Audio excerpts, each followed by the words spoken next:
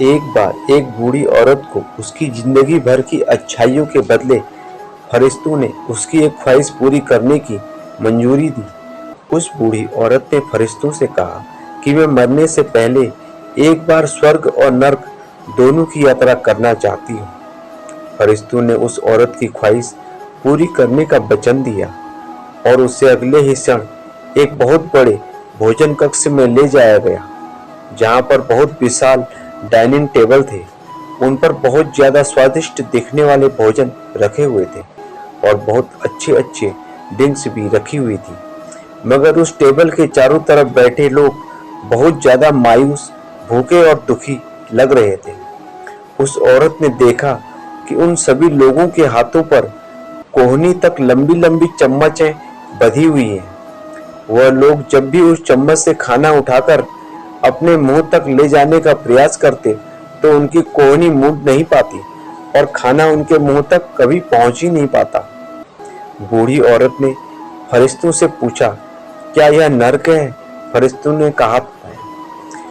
औरत ने तुरंत कहा, मुझे यहाँ से दूर ले चलो, और अगले ही क्षण उस बूढ़ी औरत को एक भोजन कक्ष में लाया गया। उसी भोजन कक्ष में जहाँ पर बड़े बड़े डाइनिंग टेबल थे, बहुत स्वादिष्ट दिखने वाला भोजन और अच्छे अच्छे ड्रिंक्स टेबल पर सजाई हुई थी। मगर इस बार डाइनिंग टेबल के चारों तरफ बैठे लोग खुश थे, हंस रहे थे और उनके चेहरों पर संतुष्टि थी। बूढ़ी औरत ने फरिश्तों से कहा, यह तो वही भोजन कक्ष है, वही भोजन है, वही ड्रिंक्स है, मगर फर्क इतना है कि यहाँ के लोग खुश दिख रहे हैं। ऐसा क्यों?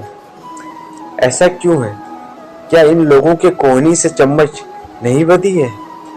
फरिश्तों ने उस औरत से कहा, ध्यान से देखो, इन लोगों के हाथों में भी कोहनियों तक चम्मच बंधी हुई है। फर्क सिर्फ इतना है कि इन लोगों ने एक दूसरे को खाना खिलाना सीख लिया है। तो दोस्तों, इस छोटी सी कहानी से हम चाहें तो हमारे जीवन में इस पृथ्वी पर ही स्वर्ग या नर्क दोनों का अनुभव कर सकते हैं। अगर हमें स्वर्ग का अनुभव करना है तो हमें पहले दूसरों के बारे में सोचना होगा, दूसरों को खिलाना होगा, दूसरों की मदद करनी होगी। चॉइस हमारी है। हम चाहें तो हमारी जिंदगी को स्वर्ग जैसा या नर्क जैसा बना सकते हैं। कहानी अच्छी लगी हो तो लाइक कीजिए, इस कहानी को शेयर करके आप हमें सपोर्ट कीजिए।